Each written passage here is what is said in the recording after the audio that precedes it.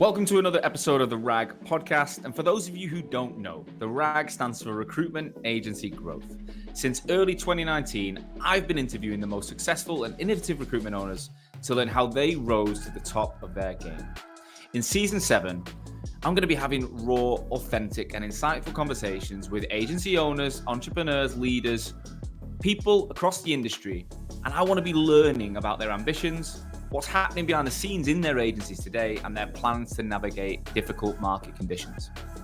I'll be bringing you the latest and greatest recruitment stories every single week on Wednesdays at noon across multiple platforms. Stay tuned. Hello and welcome back to another episode of the RAG podcast. On this week's show, I'm excited to be joined again by Lysha Holmes. Lysha is the founder of Qui Recruitment, a specialist Rec2Rec based in Manchester. Someone I've worked with since the pandemic who's now built 100% inbound business. Okay. She went from being an amazing recruiter with incredible integrity who would only represent the best recruiters in the Northwest to carrying on that, but building an online brand that is seen by thousands of people every single day and has driven a complete 100% online and offline inbound business, referrals and LinkedIn. She also does not use LinkedIn Recruiter. She doesn't send any inMails, any outbound messages whatsoever. In this episode, we unpack how she's done it, and we look at the reality of the Rec2Rec space right now. What is really going on for leadership roles in recruitment? Are people hiring? Are people moving? We talk about the lot. So take notes. You're going to love this. Without further ado, Lysha, welcome back for the second time to the RAG podcast. Well, thank you so much for inviting me back on. It's an absolute pleasure to be here. Thank you so much, Sean. It's all right. Another podcast host to a podcast host. You've become quite a high flyer since the last time I had you on. Yeah, I was going to say we first recorded back in the summer of 2020. I think we were just coming out of lockdown, lockdown 1. Who knew what was ahead? And I think I just started the Recruiters Recruitment podcast by mistake around that time. I think you kind of possibly inspired me to do it, just to go and have conversations with people. I hope so. I remember I'd come from that time where I'd just gone to Ibiza to get over the divorce, or it wasn't even divorce, but the breakup. And I think I put a post up about something, and then you messaged because I said I want to do interviews. At the time, if I'm honest, I couldn't really focus on business. My life was so emotionally drained that talking to people about more of the personal stuff kind of kept me going. So you were like, look, I've got a fucking nut story to tell. I think I dropped you a voice note on LinkedIn. You were already connected, and you'd shared about you weren't divorced yet. I think you were just in Ibiza, or you were coming back to Manchester or something. Yeah, I was just in Ibiza. And I said, have I got a story to share with you? And you were just like, wow, let's get you on. But no, let's get you on. But I think that I actually think that was really innovative, because now, of course, I know we're going to talk about this today, but the personal stories that you were sharing on your pod at the time is, I think, what elevated the RAG podcast, because you were sharing people's vulnerabilities in real lives, and leaders were saying how shit it was in 2020. It was really tough for people. And I don't think that's necessarily changed. I think what's changed is people's acceptance of it, and that we're making it safer for people to be able to, go to their leaders and talk about stuff that's happening. So I applaud you for that, because you definitely set the tone. Thank you. I try to. Not always successfully, but I try to. Well, just people, right? We all have lives, and that's what we're normalizing with the fact that people have lives and stuff going on. Yeah, so back then, I'd say, let's just go back to the start of this. Like when we met, I think you were still a successful Rec2Rec, but you'd not really come online with it. I think you had you were pushing yourself out on LinkedIn without a strategy. But once we met on that Zoom and we did the podcast, I was like, Lysha, I'm launching this boot camp. You've got to be in this. You were in one of the, the first 10 cohorts I ever ran, and probably one of the most outstanding cohorts in terms of the people that were in it. And so let's go back to that period of time. What was going through your mind, and why did you want to change your business in light of this lockdown? Yeah, so it's good. I think it's pretty well. Yeah, it's good to contextualize it. I mean, I've never professed to be the biggest, but I've always said I want to be seen as the best Rec2Rec, and I've always built my business through reputation. And, my stats have always proven that my referrals and repeat business is what I think sets me apart in a really saturated market. And I think if I genuinely, it's really hard to put yourself back in the mindset of 2020, because I think the reality is we're all probably just panicking a little bit. But I think when you and I connected, it was, we were sort of 3-4 months into it. I knew I needed to do something else. I was on LinkedIn, of course I was. I've been on LinkedIn since probably about 2009, but I didn't know what the hell I was doing. And I was, even then I was bored of sharing jobs, and I was just fed up of, seeing the same old shit. And I thought, I'm just a really open person, and anyone that knows me offline as well as online knows that I'm just bit of an oversharer. I just don't believe in bullshitting people. What you see is what you get. I'm a proper northern girl, and I'd started doing it actually on Facebook first. I'd shared a couple of videos, and then realised that even though I've got about 1,000, it's mainly recruitment friends on Facebook, I thought, is this the right platform to be doing this? Because I've got still got my auntie and my sister on there and my mum on there. I'm like, actually, is that who I'm trying to say this to? Because they don't really understand what it's like to run a recruitment business, all due respect. And that's when I think I knew that LinkedIn was going to be the saviour, but I didn't know what I was doing. And actually, the facts are that you had already launched, and Kerry-Ann Hargreaves was one of your, I think she was your first cohort.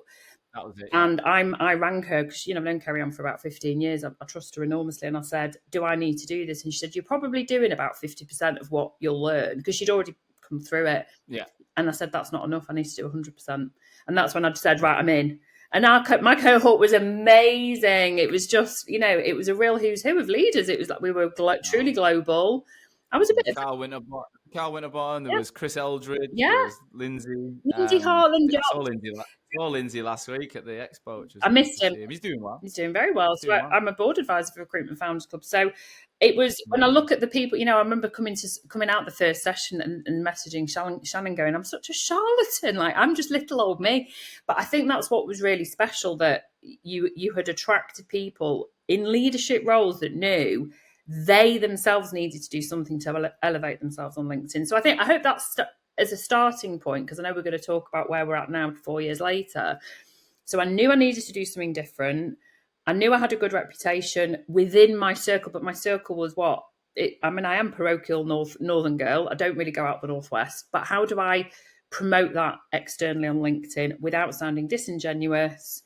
I want to attract my target audience, and then understanding that could be a good starting point. That's really why I did it. And I came out of that academy.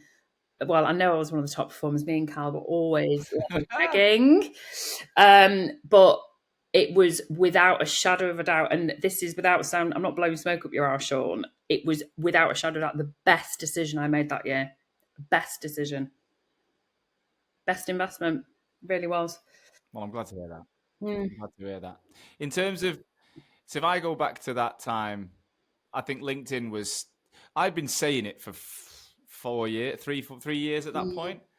I've been saying brand and personal brand, but it really clicked about 6 months earlier for me. I was sat there at the beginning of the pandemic thinking, everyone, not every company, everyone who wants a job out of this fucking disaster needs to take immediate action. We can't meet each other. We can phone each other, but what's the fastest way we can get to more people and get more attention and maybe find those vacancies that are there? Because there's definitely some out there. And it was like, and at that point I was like, I remember thinking, I've been a teacher. Yeah. I've built a recruitment desk to the point where I was, one of the top billers in the country. And I've now got 1 million views a month on LinkedIn. Like, I know what I'm doing. And so I built this MVP. It was literally this week. It was Easter weekend last year. So as we're recording this, it was Good Friday till Easter Monday. I spent the whole weekend in my room, boom, boom, boom, boom, boom. And then I sent Amma the first MVP on the Monday, and he was like, "Fuck, good work, mate." It was shit looking back, but it was better than nothing. And then I did a free webinar. I did one little session out of all of them for free. 800 signups I got in like 2 days, and I was like, right, that's the litmus test. I was listening to a podcast last week with Daniel Priestley and Stephen Bartlett on the Diary CEO, and he talks about that waiting list mindset where there's no point in putting loads of effort into fulfillment of any service if there's no demand. Yeah. So I kind of put up the free webinar, carried on building. And by the time Easter weekend had gone, I'm like, I've built this really basic version of a product, and 800 people said they want to come to the free version. So I was like, right, that was enough. And yeah, we got 165 recruitment owners into that in that 4-month period, which you were one of. Yeah. And that transformed not only my life, my business, but the way I saw my business as well. Like, we made money, we enjoyed it, and then I mean, it literally, that was what I went full bore after that into this as a product, which has been incredible, right? And you've changed thousands of recruiters' lives because of it. I think so. And LinkedIn, and how we see LinkedIn, that something as your initial value proposition, which was that our personal brand is our most valuable thing that we can be sharing to an audience of multiple people that you're never going to be able to ever do on the phone ever. No. It was transformational. So yeah, no, it was. I'm so proud to have been part of that. Because if we look at the past, what I loved about you, the way you explained your way of working back then, was like, it was how I'd grown up. It was like, I do right by people. I do what I say I'm going to do. Yeah. I move fast. I think fast. Yeah. And I'm genuinely prepared to say no to people if I don't think they're right for something. All those things. And I think that's what I always find in the best people I network with, that there's like those common threads, right? Yeah. So then when you've already got that offline, how does that translate to increasing your performance when you take it online? Right. Okay. That's what you've just described there, in terms of that's how I operate. Those are the values I operate by, is how people will know through consistent messages over a period of time that you are doing the things that you say you're doing. And it's what sets you apart. Because the reality is that whatever you do in recruitment, whether you're recruiting actuaries, recruiters like me, data analysts, it doesn't matter. We're all doing the same job. We are all doing the same job. It's how we do the job, and it's the why. And what you've just said there about, that integrity and saying no to people, but doing the right thing every single time, even when you're not posting about it on LinkedIn. So I'm not talking about, self-promotion and being, using the word again, disingenuous, but it's that consistency in how you say it. And when I get so much feedback on my LinkedIn, even to this day, people, I've had somebody contact me on Friday, the most incredible recruiter who's been following me for a year. She's never messaged me for a year, but she has been consistent. Not even liked your content or anything. She has literally, she said, I feel like you stalker. She's gorgeous. She's such a gorgeous person. And she rang me Friday night and she said, I've been following you for a year, but I wanted to build up my billings. Great. And she used those words. She went, you're so consistent in what you talk about.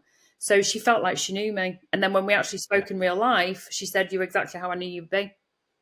That's it. That's it. And when you go to something like the Recruitment Agency Expo, which we were both at last week in March in London, which was fantastic, and you're meeting people in real life and you start chatting to them and you spend half an hour chatting to people, they go, you are really like the persona on LinkedIn. I'm like, obviously. But that's it. That's the whole point, that when you are investing in your personal branding on LinkedIn, you have to genuinely be yourself and be consistent with it and share your own authentic ideas and not try and generate off what you've seen someone else do. And you and I probably have so many examples of people that have done it really badly, but it's about connecting to the right people who like that message and attracting the right people through your message.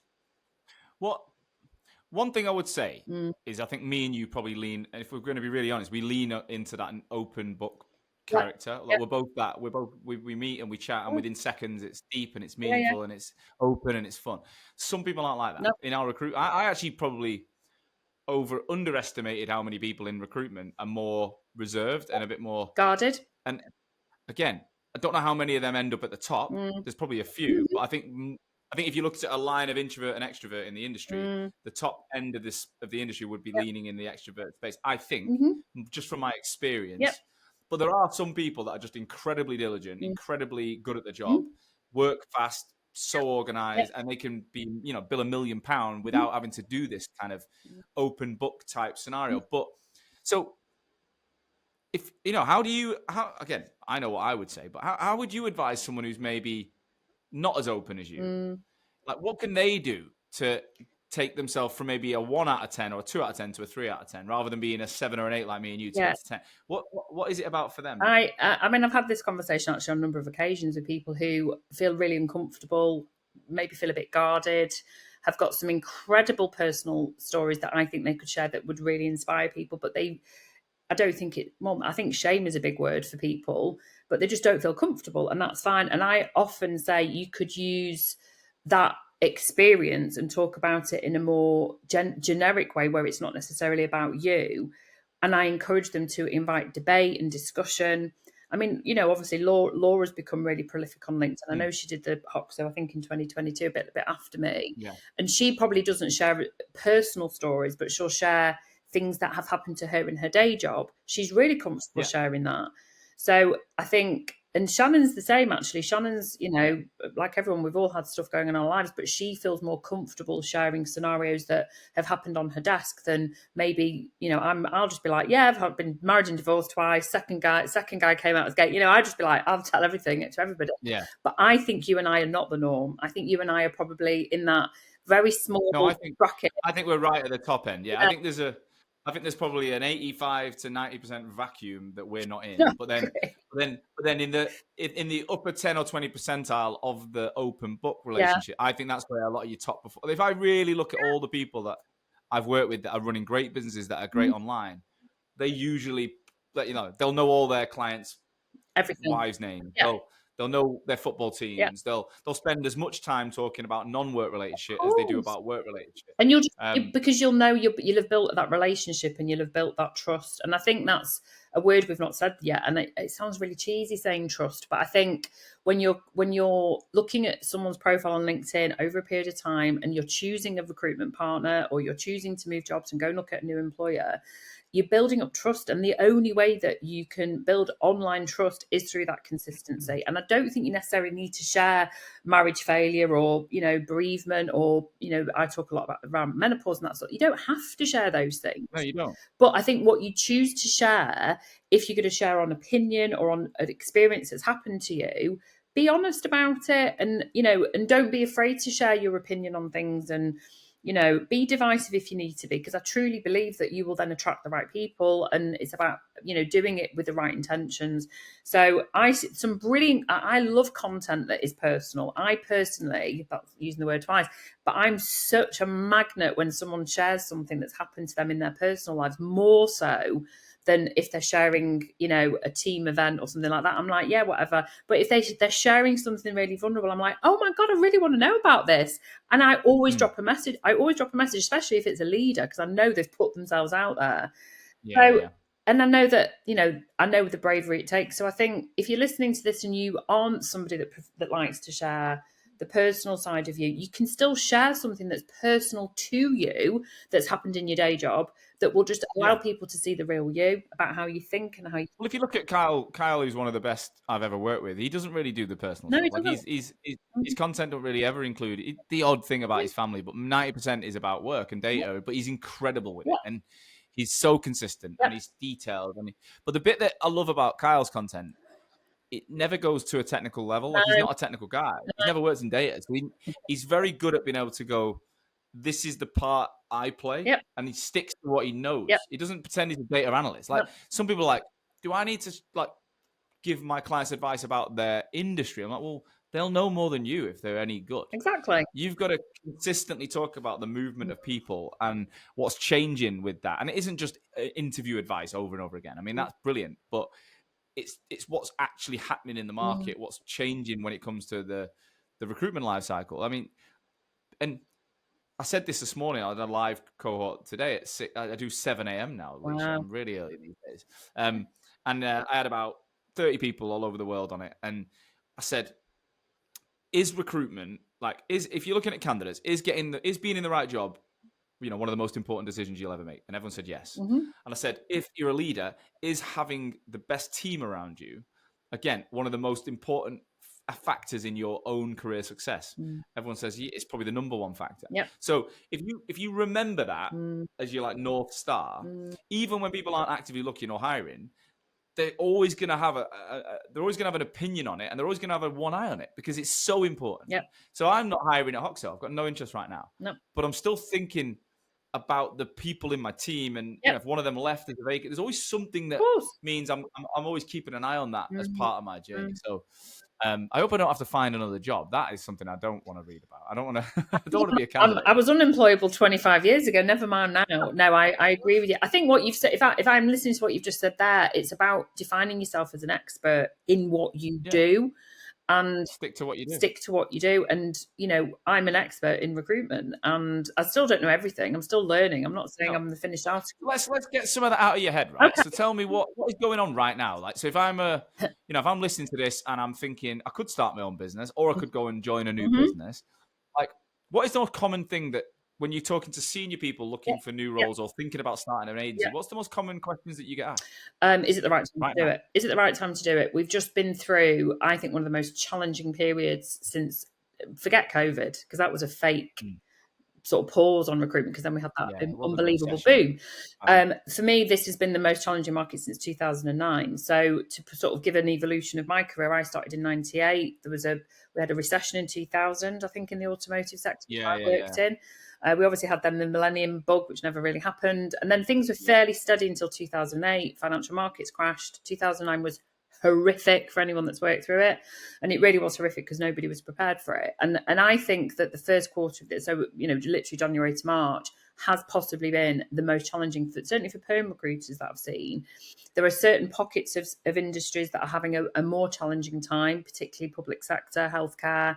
They can't wait for the general election in the UK, because I think that will have a massive impact when Labour get in. And then you've obviously got the tech hangover from last year. I've never witnessed that sort of industry decimation, specifically in one sector. So last year for us, we actually had a really great year as a Rec2Rec. I think we were quite unique in that, but a lot of what we would have done up until 2023 was probably about 50% tech. And last year, I think it was about 15% tech. That kind of gives you an idea, because... What actually happened then? Were people like, what were, I guess, rec businesses or tech rec businesses doing? Well, like, what were they just... And I have to be generic, because obviously I can't... Yeah, we're not going to hone in on any individuals. But this is a genuine overview of what happened. So obviously, tail end of 2022, America went into recession. We then followed suit, although it was actually not technically a recession, but it created a catastrophic cascade effect on internal hiring. So Meta, for example, they'd obviously hired in loads of internal TA people from recruitment agencies. Absolutely, enhanced salaries beyond any market recognition. So then these people are then being forced back onto the market. And what happened for most of 2023 in the tech space, from my perspective, was that the supply and demand model broke.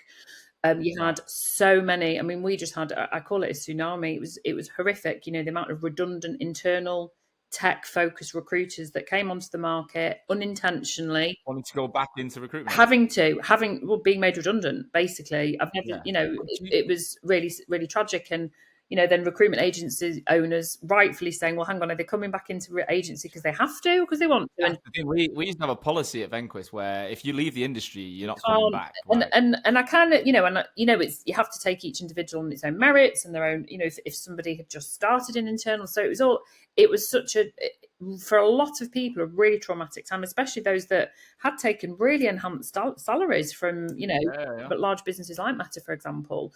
But then what happened across other sectors was the ripple effect, because you had all these out-of-work tech recruiters who were fantastic at finding talent, but maybe weren't very good at business development or hadn't ever had to do cold calling before, which I know you've talked a lot about on LinkedIn. So I think that for those listening now, genuinely, and this is where a good Rec2Rec does earn their reputation, why the hell are you moving jobs right now? Because actually, the ship is steadying. So where we're at right now is that as we go into beyond April 2024, in fact, Neil Carberry presented it at the Expo last week, that all the data is showing that we're through the worst of it now, and that the focus on perm hiring has returned. So confidence is back in the market. I always think Rec2Rec is a good barometer. So we've had a really strong March, and April looks really good. We've already hit our April target. So it's looking good going forward. Yeah. But I think that for people, and I only place people into senior leadership roles generally, that's my bread and butter. I have to ask the question, why would you leave a good job right now? But I think that leaders have had a very difficult challenge, because you've always got to consider, we know we're going to come out of this. We need the best people. We need the best people who are prepared to do business development. And then we've got a deficit now of people that have been let go over the last 18 months who were the talent seekers. We should never have got rid of the talent seekers, because now we're back into a talent short market. So I think it needed to settle down. I think it's been a very erratic market. And like you say, and you say erratic, I think what you're referring to is some clients have just cut yeah. aggressively, right? Well, what are those people that let's say you've recruited for them, they've then cut, because I know, from other contacts that the amount of 100-seat firms that are sat with like single digit or early double digit headcount is nuts, right? So they've gone 70-80% of the headcount gone. Yeah. Are they then coming back to you going, right, Lysha, we need to go again now? Like, is it literally like a tap they turn on, or are they having more discerning, more nervous, will only go to market, will only hire somebody if they are proven, which I think should always, for me, where I sit in the Rec2Rec market, it should only ever be that. And I'm not being unkind, but I think in what I saw at the start of 2022, if I turn the clock back literally 2 years ago, was this panic buy that anyone that had a pulse basically was getting a job in recruitment and never had to have any experience, never really got qualified. Interview processes were just, I saw people getting offered the most insane salaries that had literally no experience. And so it was basically a catastrophe of errors. I think that it was bound to happen to a lot of companies. And I understand that people, were on that crest of a wave. But I think now, if companies are listening and they've had to lean up, and I think any company that's gone through a lean process to ensure that they've got the right people in place now, of course you're only going to hire in the right people, but that's what you should have always done. So I think you learn from that.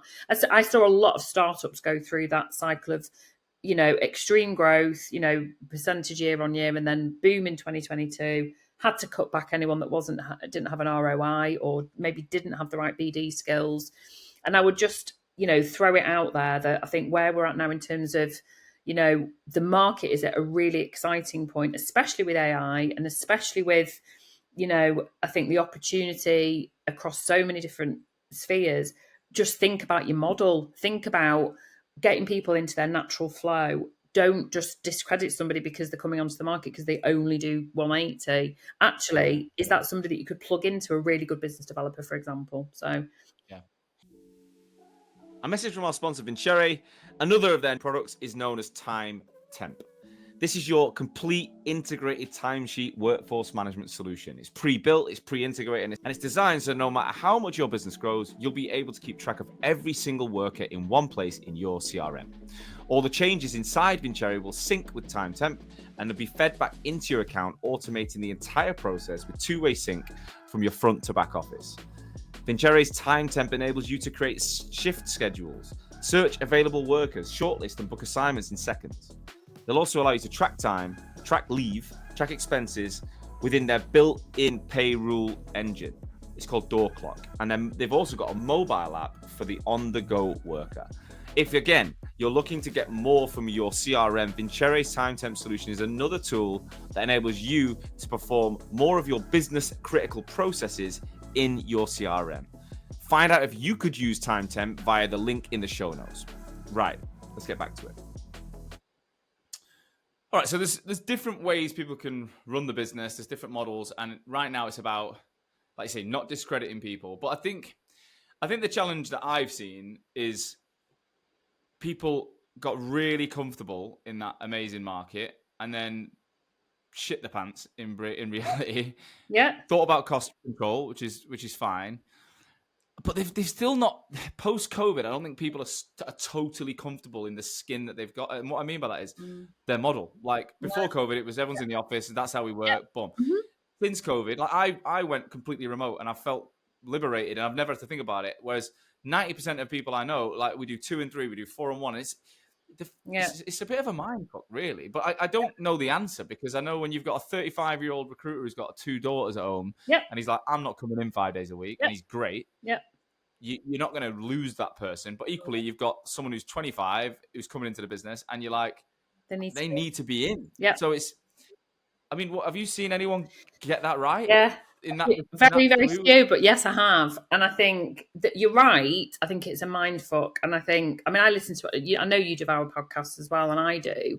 And I listen to a lot around workplace culture, like Bruce Daisley's, and he has on, Right. people from Slack and Google and stuff, and they use all the data. So it's not just Lysha Holmes going, oh, by the way. And based on data, the reverse of people mandating back in the office is actually because of commercial property prices. It's actually got nothing to do with productivity. It's actually a fallacy, because if you think about the cost per desk, you have to make sure that there's an ROI on that. So you don't want everyone sat there in an office 3 days a week and then what you do in 2 days a week. So I remember listening to that about 18 months ago going, that's what it's about. Makes sense. So I think the ones that I see that do it really well, and it comes back to that word trust, Sean, are the ones that have anchor days. So they will have, let's say we're going to all be in on a Tuesday and a Wednesday, but we can do it around, they're taking into account people who've got caregiving duties, whether it's kids or dogs.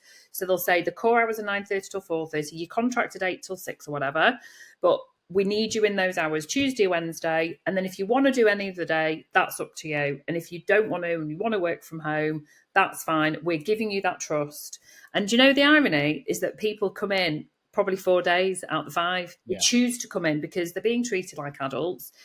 But I do think what your example is the perfect dilemma scenario of what the fuck do you do? Because if you're bringing in graduates, you're bringing in trainees, they need the osmosis effect of learning from the 35 and nearly 50-year-olds who don't want to be there 5 days a week. So that's why the anchor days do work. And I think it's a really challenging one, but I think that it's the same as asking what's the best commission structure. I don't think there's one size that fits all. I think you have to stick true to your values as a business. And I think you need to get feedback. Don't be dictatorial about it, and treat people like adults, because it's counterintuitive not to. So that's just the best advice. And I know that there are idiots out there. There are always going to be people that take the piss. Well, then get rid of them anyway. You know what I mean? Yeah. I'm not saying sack them, but if you don't trust somebody that works for you enough to actually do the job when they're at home, then either you're not providing the right support or they're not the right person for your business. That's my view on it. Real problem. If we go back to you then, yes. since we did start working together, and I've obviously seen what you've been doing online, but I've not seen the detail behind the result. Because someone actually called me out. I know it was me. He didn't name me. A guy called David Wolstenholme in Australia who does a similar product to me. Right. He wrote about be wary of people's personal brand analytics, because they might not be making any money in the background. And he's claimed that one of my clients didn't do very well and blah blah blah blah blah. I don't know the detail behind it, but my argument is, personal branding doesn't make you the money. Like, you've still got to be good at recruitment and sales. Like, you have to be good at. That's the bit I'm almost like counting on the clients to be able to do. Like, I'm not getting. I don't want to get involved in that bit. I'm not interested. There's enough trainers who do sales and recruitment training. Yeah. I'm adding that layer on top. So, if people are telling me they're billing 200K and then they do this on top and they keep doing what they're already doing, like, they're going to make more money. It's a no-brainer. So when it comes to you, statistically, and how genuinely, what has the impact been from the 2020, 22, 23, like of doing this as well? Because you were already successful. You didn't come in going, I'm struggling, I can't make money. Like, you were good. So what's it done for you? Yeah, I think that's really funny, by the way. And I think that that's true. I think that anyone that thinks this is going to be a quick fix is probably the person that sat there sending out spam inMails, but that's just my view on it. So I've always measured since day dot. I've always measured where I get my candidates from and where I get my clients from. The source, always have done for me, because we have a referral scheme, so it's factual. And actually, when I was preparing for this, and I sat down and wrote down on where the sort of flow has been, I've actually done 2019 onwards, because I thought it'd be interesting to see pre-Hoxo and me really focusing on my LinkedIn. And if we take, and I'm doing it as me and Shannon, by the way, because Qui Recruitment London Limited, which is Laura, is a separate business. So I'm just going to focus on Qui Recruitment Limited. If we say we average about 45 grand a month, so then it will give you the actual revenue figure. 2019, about 20% of our placements came directly from LinkedIn. And I just want to say as well, we don't really use TikTok, and I know we should be, but there's no way that people are going on TikTok and then on LinkedIn. This is genuinely No. LinkedIn. Same with Instagram. I don't know why I'm on there. I just like food recipes and gym. 2020, it because I went on Hawk, so bearing in mind it was latterly in the latter part of the year, and obviously 2020 was not a great financial year. I actually just, as a personal achievement, there was only 1 month in 2020 I didn't bill. I'm still so proud of that, which was May. I still had a starter in every month of 2020. 40% of our revenue came from LinkedIn that year. 2021, it was half of our revenue. 50% of our revenue came from, so that was directly correlated to Hoxo. 2022, it was 40%, which is still a significant amount of money. Last year it was actually only 20%, and I'm really interested in that, because that's obviously now 80% of our business is coming. It's interesting for me to say this, that the 80% was all through referrals. And I think because last year was such a challenging market, we had a lot of people that have known us for years. They probably have seen us on LinkedIn, but have come back to us because they've used us before. Yeah, and it's how they come back in that moment, isn't it? Yeah, absolutely. And then this year so far, it's been about 10%. It's actually all mainly referrals so far this year. And I wonder, and I was chatting to Shannon about it off camera before we recorded today, and I was like, what do you think the reason for that is? And we wonder if it's because it has been a more nervous market in the last 12 months, that people are choosing to go through referrals, as opposed to, are there loads of people doing the inMails? I mean, we've not even talked about that, Sean. I am the only Rec2Rec that does not do outreach. I'm 100% inbound from LinkedIn. 100%. I don't do inMails. I don't send e-shots. I don't send mail shots. Everybody that comes to us from LinkedIn has approached us. We've not approached them. Yeah, or via referral, right? All via referral. It's the same way. I think offline referrals and LinkedIn are almost like the same thing, just in different. Because the amount of people that I've just had a connection on an email by a client who goes, Sean, you need to speak to this company, right? Spoke to him today, and they're like, oh yeah, we've been watching you for ages. There you go. So they've not technically come via LinkedIn. They knew us, and they asked a question about us to someone they knew, and they're like, oh yeah, I'm using Sean. And he's like, oh, what's he really like? And then he's like, oh, he's really good. So then he's like, right, cool. So I think there's tangible data, and there's intangible data. I agree. But what I would like to ask you is, how much better is your job when it's 100% inbound? Because that's the bit. People don't believe it. Like, we've recently brought in someone into our business who was one of my clients. He's now working as a consulting sales director. And he's like, I didn't really believe you were inbound. I thought it was like a bit of a buzzword. But now he's like, I can't fucking believe how much we get. Like, we get 1,000 leads a month, tracked every month. That's amazing.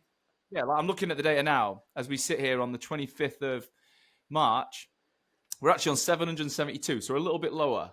But we've switched our ads off. So we spend like 8 to 10 grand a month on Instagram and Facebook advertising, which you probably start seeing on your. I do. So I've had to turn it off. Because we're getting too much, and the expo fucking flooded. Amazing. So so in one day last week, I got 88 leads in a day, which was a pretty cool day. And then in January I got 1,169 leads. Last month I got 962 leads. So it averaged out for the last 14 months straight of 1,000 leads a month, right?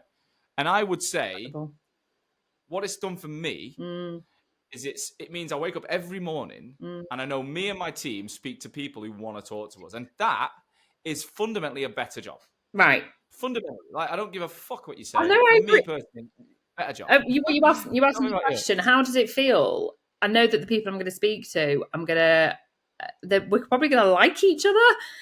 Yeah. Is that okay to say that likability is really important in business? And if people are coming to me, it's because I've either done a good job for someone else, so they know that they're in safe hands, or they've been following me, which is probably both. And I agree with you on ROI. I think it's all, the data's all great. That analytics I've just given you is great, but it's all bollocks. At the end of the day, we all know that advertising is subliminal. That's the reality.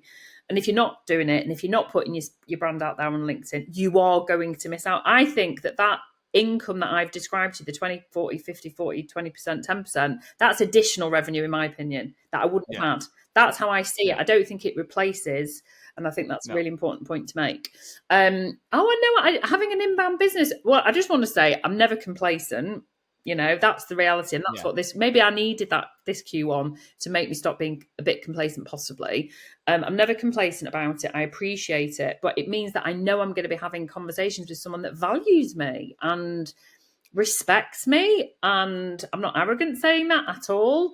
But I think it's a very mutually enjoyable process, even if it doesn't result in actual revenue. And that's the bit that I wanted to just make sure you said there. Like, that doesn't mean every client, 1,000 leads. I don't get 1,000 clients a month. I wish I did. No. Like, and sometimes there is crap in there and what have you. But when you connect to the right people, you speak about what matters to them, relating back to your service. It does start to even out. Like, you're always having a good quality conversation with good quality people. Or could you spend 2 days selecting people you want to talk to and headhunting and cold calling and all these things? Of course you could. Yeah. But if you're making the money you want to make and you're doing it without having to do any of that, brilliant. Like, what we're thinking about Hoxo is outsourcing cold calling in the future. Like, I actually think cold calling, I don't believe it doesn't work. I believe it works. I get calls every day. I just think the worst use of my time ever would be to do it. Yeah. Like, I could not. Could you imagine ringing recruitment firms now going, "Hi, you looking to hire?" But I still do it. If I do a cold call, I will have probably found them on LinkedIn. That's the truth. And I have a reason for my call. Yours is different. Yeah, you're calling with you know the company, you know what they do. Exactly. It's not a candidate, like, it's a revenue generating candidate that most people are going to be like, yeah, I'll have a look. But if you're calling, cold calling's dead. I don't think cold calling's dead, and I think it's really important for you. And you know, those recruiters listening, of which I know there'll be plenty, because I know they listen to mine. They've got voracious appetite to learn, that are in the first stages of their recruitment career. And when I say first stages, in your first 5 years, you absolutely have to be doing the work. You have to be doing the cold calling, and that includes candidates too. You have to be making the numbers. It is a numbers game in your early career. And I think that's always the danger of seeing the high performers, seeing the top billers, probably making 20 calls in a day and then billing, I don't know, 40, 50 grand a month. And you go in, well, hang on, why am I being targeted to do 40 calls in a day or whatever? Well, because they did that at the start of their career. It's how you make your mistakes. It's how you do your fuck ups. It's how you get the phone slammed down on you. It's how you understand how to overcome objections. It's the real life of a recruiter. And I think it's really important to combine the two. I don't think there should be a one way of doing business in whatever your desk is. But I'm glad that I said that as well, because, you know, it's brilliant having an inbound model. It's brilliant having a business where, you know, I know that, you know, people that are going to come and talk to me want to talk to me, but I am the only person that makes my phone ring. That's the reality. And those are the people that I'm choosing to work with. And I never go into any process assuming or having any expectation on that person necessarily getting the job or wanting the job or them hiring my candidate. My only expectation that I ever have, which all comes back down to that one key word for me, which is trust, is that it's right. It has to be right. And I think that's where, you know, there's this golden thread all the way through of everything I do. And I think what we can kind of agree on, and I think what we've concluded is, you've got to be good at your job first. Like, going straight to building a brand with no foundational skills behind it, that's where I'm not saying it's a problem. I think build your brand from day one if you can, but you have to be doing the other stuff. And, you know, I'm in a luxurious position where I spent 10 years, you know, in and around recruitment. Well, 15 years or so now. I've done all the sales roles you can think of. I've done the business the old way. I'm now in a position where I don't want to pick up the phone to people I don't know. I don't want to do it. And I don't think I'll ever have to. I'm that confident. I don't think I'll ever have to. I think I'll always be able to generate through my channels enough business in the way I want. And it's how I want to work. Like, I want to wake up in the morning and be excited about my day. If I'm going into an office going, fuck, I've got that list to ring and I'm dreading it, I'm like, I don't want to do that anymore. But you've got to get to a point in your career where you can get the luxury to make those decisions early on. Definitely. You've got to go and try it all. You've got to try it all. In terms of the future then, so your business is profitable, you know, you've got a small lean team, you're not looking to grow. What are you doing? Like, what is the point in what's driving personally outside of work? Like, what are you trying to create? Gosh, I mean, we're recording this as I'm turning 50, and in May. You're not. I am I'm turning 50 in May, and you know, it's such, and I was just a bit like, because I'm not having a party or anything, I'm just doing lots of little things all year. But actually, it's actually a really, really big number. And it's knowing, like, I've gone into this year on, you're asking me about personal stuff here, that I have definitely had half my summers, unless I live to be over 100, which is statistically very unlikely. I know I've had half my summers now, I've had half my Christmases. And knowing that is, I'm not saying that in a depressed way, I'm saying that in a literally can't be fucked with people wasting my time. And so the my can't be asked meant like brain is so now alert that I can sniff it out a mile and I just don't waste my time on it. So I'm like a bit of a shark with it, really. No, that's the wrong word to use, but like I'm just sniffing out the opportunity and going, right, well, they're not on my values. So I don't want to, I'm not the right, I'll say I'm not the right person for you. In terms of the business, no, I'm not going to ever say never. In fact, Shannon and I have talked about bringing someone else on board, but they'd have to be the right person. They'd have to work the same way we do. And actually, the reality is the way we work is so unique in the Rec2Rec space that they would have to be like, and then some.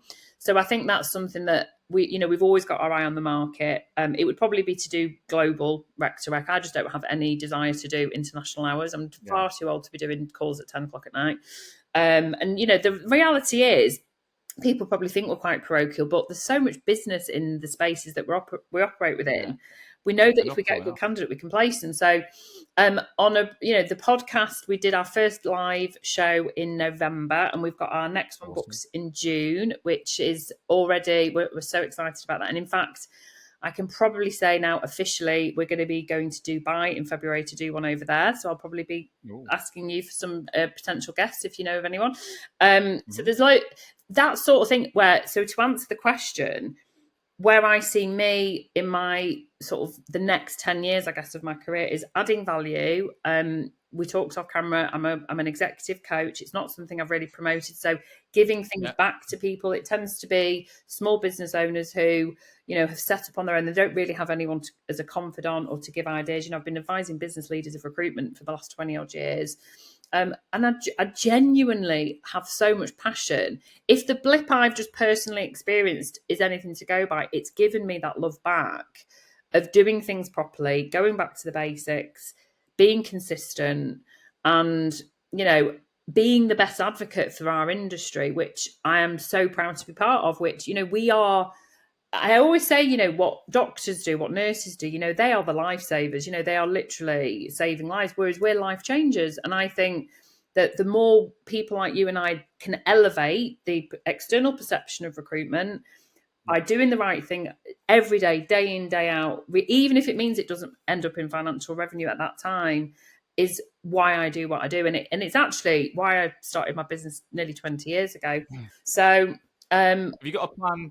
Have you got a plan for like what to do with the business, to like invest into different channels, sell the business one day, or have you thought about, I guess, what it's creating for you long term? Long term, obviously heading to pension age, Sean. Not quite. Still got quite a way to go.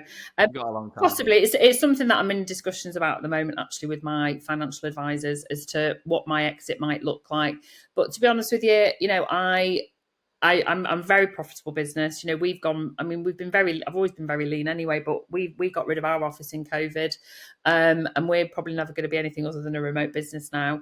So our profit margin is exceptional, and long may that last. And I'm really proud of that. But yeah, there will be. Wrong with that. No, I love it. And the thing is, I absolutely fly the flag of having a lifestyle business, and I'm really proud of that lifestyle. I pick and choose who I do business with. I say no to more people than I say yes to. I am so proud of what I do. I have a great harmony in my life, gym goer, strength training, getting out there on podcasts. I'm doing quite a lot of keynote speaking as well now, as well as running my own pod and doing the coaching. So I think that that's keeping me busy for now. But yes, now that I'm going into my 5th decade. What is it? There you go. That's a middle-aged brain for you. I've got my eye on what the exit will look like. But to be honest with you, I think as long as I can maintain good health, genuinely, that is where I'm at right now. That's all that matters to me, just having good health. And that means mental and physical health. And you enjoy your job anyway. It's not like you want to stop doing it anyway. No. I genuinely, I know this sounds mad. This is my 26th year in recruitment, which is mad. I still get really excited when somebody gets an offer that they really want. I genuinely can't contain my excitement. I'm never that cool. So what would you do? It's like I already know what they're going to accept because I've already managed it to the end. I'm literally crying with glee for them. So I think when that goes, then it's time to hang up my hat and do something else. But in terms of succession plan, I mean, Shannon is just like everyone wants a Shannon. Everybody wants a Shannon.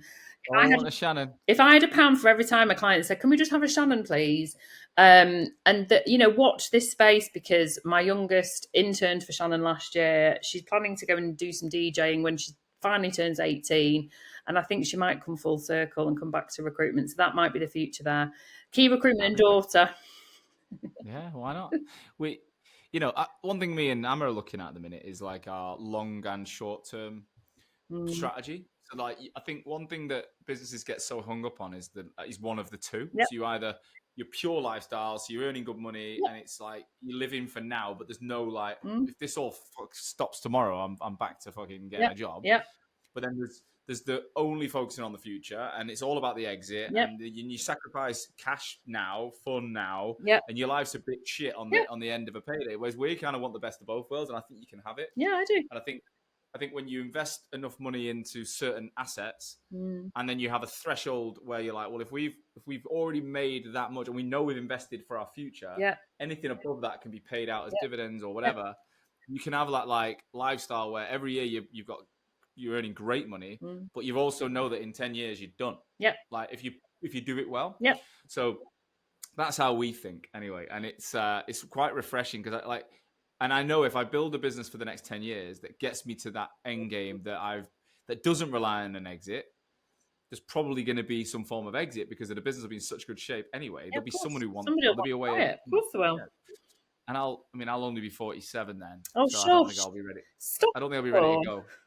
You will know, but the truth is, this business is 7 years old, and it's like that. And I'm like, I said when I started Hoxo, at the age of 40, I'd probably be ready to quit. And I'm like, not even scratch the surface. No, you still got a long way to go. Yeah, no, I agree with you totally. And actually, those companies that go into the bracket of just focusing on that end goal, and they lose sight of what they're about, and they lose the values that got them to where they are, and that's actually a massive pool of There's also such a small percentage of people that actually sell. I'm not saying you shouldn't focus on it, but have you ever had Mike Ames on? You should have Mike Ames on. He's really amazing because he has built and sold 2 companies, not just once but twice. Like, he's so successful, and that he's got a stat on that, and I think it is something like 3% of companies actually sell, tiny.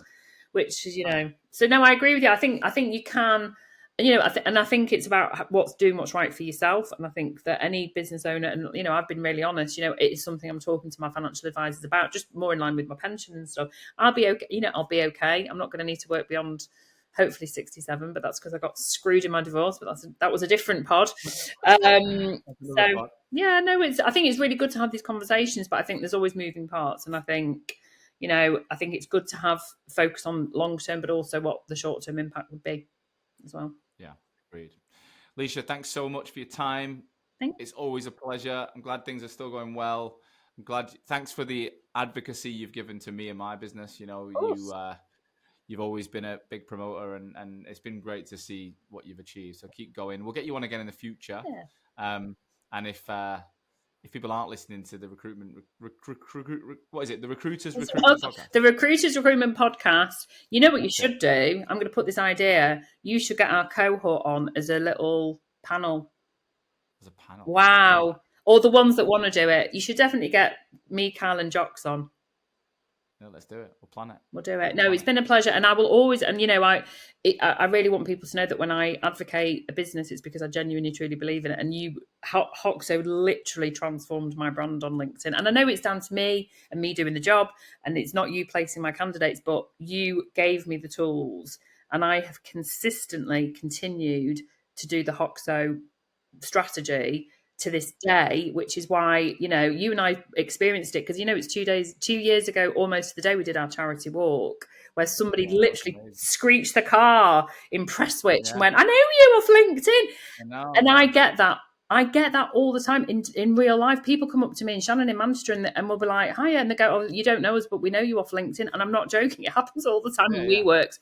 And I'll be like, I don't know who you are. And they'll go, oh, I'm so-and-so off LinkedIn. And I'm like, I don't know who you are. But that proves that it works. 100%. Thank you. Get you back on in the future. Good luck with everything. Thanks, Sean. Thank you as always for listening to today's show.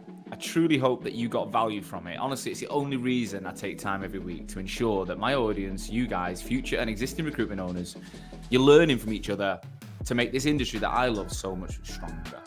And today's episode is brought to you by my business, Hoxo. I'm the CEO and founder, and we're on a mission to help brand recruitment agencies and their people better. I want to help people have the tools to stand out in the most competitive markets in the world.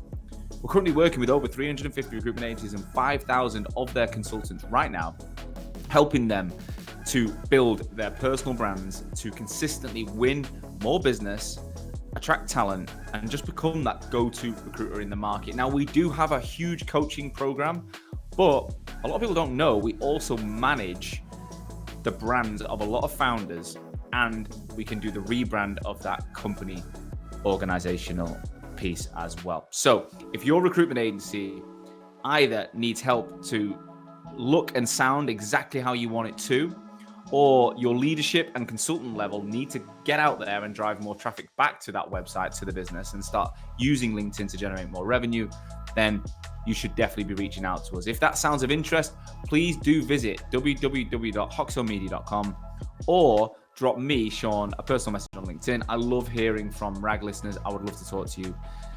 Look forward to it. So I'll see you again next week with another episode. Catch you soon.